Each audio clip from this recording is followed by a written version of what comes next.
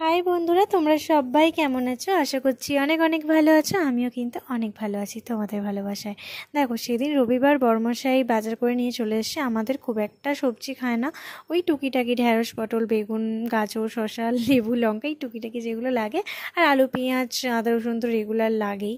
তো এতটাই সেদিনকে ব্যস্ত ছিলাম যে মানে রান্না করতে করতে যে ভিডিওটা করব, সেই ভিডিওটা করে আর হয়ে ওঠা হয়নি।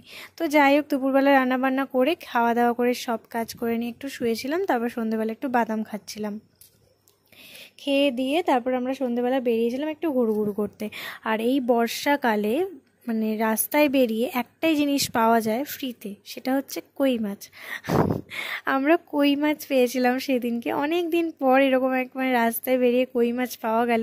আমি একা হলে তো বাড়ি চলে আসতাম বা চলে যেতাম, নিতাম না, কারণ আমার ধরার সাহস নেই। বড়মশাই ছিল বলে বড়মশাই একটা প্যাকেটে করে ধরেছিল, তারপরে আমাকে ধরিয়ে দিয়েছিল, শক্ত করে ধরে আমি বাড়ি নিয়ে এসেছিলাম।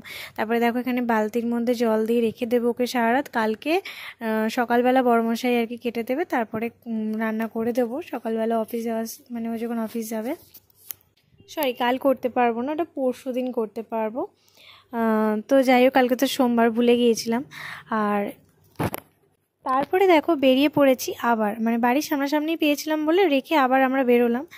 তো ফুচকা খেতে মানে যাচ্ছিলাম, মনটা আরও খুশিতে ভরে গেল। তো ফুচকা একটু বেশি খেয়ে নিয়েছিলাম আনন্দে। আর ফুচকার এখানে দেখতেই পাচ্ছ কতটা ভিড়।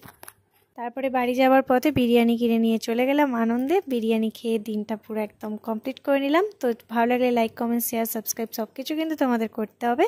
আজকের মতো আসি, টাটা। নেক্সট ভিডিওতে দেখা হচ্ছে, তখন তোমার সুস্থ থেকো, ভালো থেকো। আজকের মতো আসি, টাটা, বাই।